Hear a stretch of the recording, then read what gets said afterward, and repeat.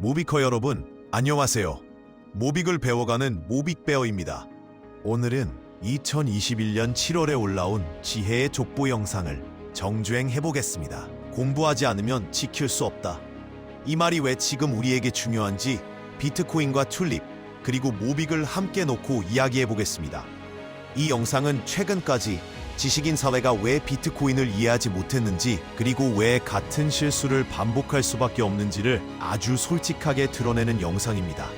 비트코인을 공부하다 보면 비트코인은 단순한 돈이나 투기의 대상이 아니라 굉장히 고상한 지식의 덩어리라는 걸 알게 됩니다.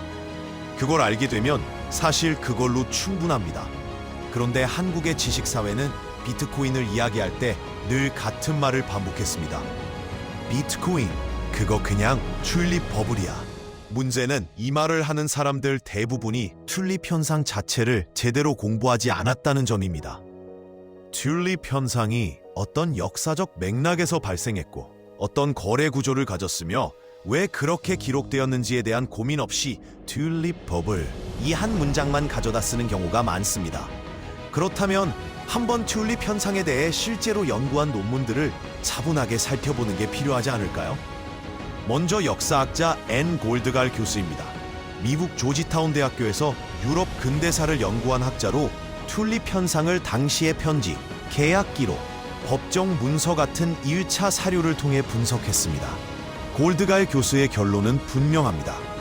튤립 현상은 당시 네덜란드 사회를 무너뜨린 국가적 경제 붕괴 사건이 아니었고 동시대 사람들도 그렇게 인식하지 않았다는 점입니다.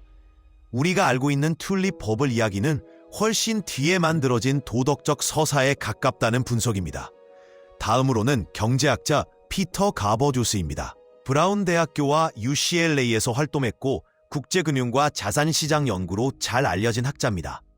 가버 교수는 튤립 가격 데이터를 직접 분석했습니다. 희귀 튤립의 가격은 신품종 자산이 등장할 때 자연스럽게 나타나는 가격 흐름을 따랐고 문제가 된 급등은 아주 짧은 기간, 아주 일부 거래에 국한되어 있었다는 점을 수치로 보여줍니다. 마지막으로 계약 구조 자체를 분석한 연구도 있습니다. UCLA 경제학과 교수였던 얼 텀슨은 튤립 현상을 가격 버블이 아니라 계약 해석의 문제로 봅니다. 당시 튤립 거래는 원래 선물 계약이었지만 어느 순간부터 소액의 위약금만 내면 계약을 파기할 수 있는 옵션 계약처럼 해석되기 시작했습니다. 이 과정에서 계약 가격이 급등해 보였을 뿐 실제 위험과 손실은 제한적이었다는 설명입니다. 즉, 튤립 현상은 집단 광기의 결과라기보다는 제도와 계약, 그리고 해석의 변화가 만들어낸 착시에 가까웠을 가능성이 큽니다. 그런데 최근까지도 지식사회에서는 이 복잡한 논의들을 모두 지운 채 튤립 버블 한 문장으로 비트코인을 재단해왔습니다. 공부하지 않았기 때문입니다. 영상에서는 지식인의 태도에 대한 이야기로 자연스럽게 이어집니다. 비트코인에 반감을 가진 단 한 사람의 분위기 때문에 제대로 된 대화조차 어려웠던 경험. 그 와중에도 조용히 다가와 질문을 던졌던 몇몇 사람들, 그리고 오히려 선입견이 없는 아이들, 중학생들이 비트코인 이야기에 훨씬 더 깊이 공감했던 경험이 이어집니다. 리니지 아이템, 싸이월드, 도토리, 이 모든 사례에 같은 화폐적 본질이 녹아있다는 이야기에 아이들은 바로 반응합니다. 문제는 기존의 지식을 많이 쌓은 사람들이 이 새로운 현상을 하나의 진지한 탐구 대상으로 보지 않는다는 점입니다. 거대한 암앞에서는 모두가 평등합니다. 오히려 선입견이 없는 사람들이 더 유리할 수도 있습니다. 여기서 중요한 건 겸손입니다. 내가 모르는 뭔가가 있다는 사실을 인정할 수 있는 겸손. 그 순간부터 비로소 같은 출발선에 설 수 있습니다. 이 대목에서 저는 모빅을 떠올렸습니다. 앞으로 모빅 역시 같은 상황을 맞이할 수 있습니다. 권위자들이, 교수들이, 뉴스가 모빅을 한 단어로 규정하려 할지도 모릅니다. 그때 우리가 공부하지 않았다면 모빅을 지키는 게 힘들 수도 있습니다. 비트코인을 바라보지 못했던 지식인들처럼 말이죠. 그래서 공부가 필요합니다. 자산을 지키기 위해서이기도 하지만 그보다 더 중요한 이유는 철학적으로 무너지지 않기 위해서입니다. 어쩌면 모빅 자체를 지키는 것보다 더 중요한 건 조금씩이라도 계속 공부해서 철학 부자가 되는 것인지도 모르겠습니다.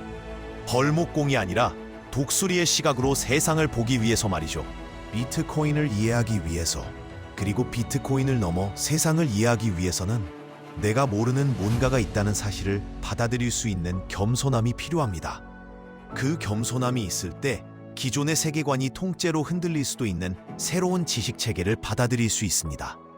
결국 이건 마음의 그릇 크기 문제인 것 같습니다. 그 그릇을 키우는 방법은 생각을 많이 하는 것입니다. 그리고 생각을 효율적으로 하는 가장 좋은 방법은 미리 가본 선배들과 대화하는 것입니다.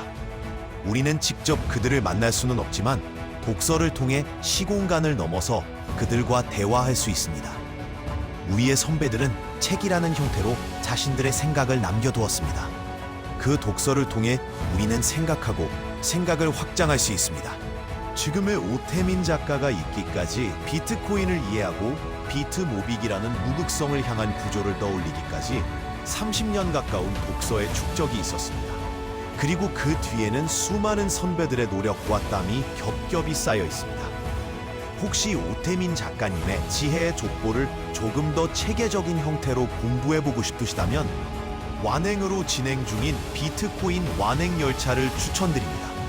조금 차분한 버전의 오 작가님이 등장해서 기본적인 개념부터 알기 쉽게 설명해주는 교육이라 처음 공부하시는 분들 혹은 그동안 다양한 방식으로 공부했지만 한번 정리하고 싶으신 분들께 특히 잘 맞는 콘텐츠라고 생각합니다. 해당 교육 링크는 고정 댓글을 참고해 주시기 바랍니다. 감사합니다.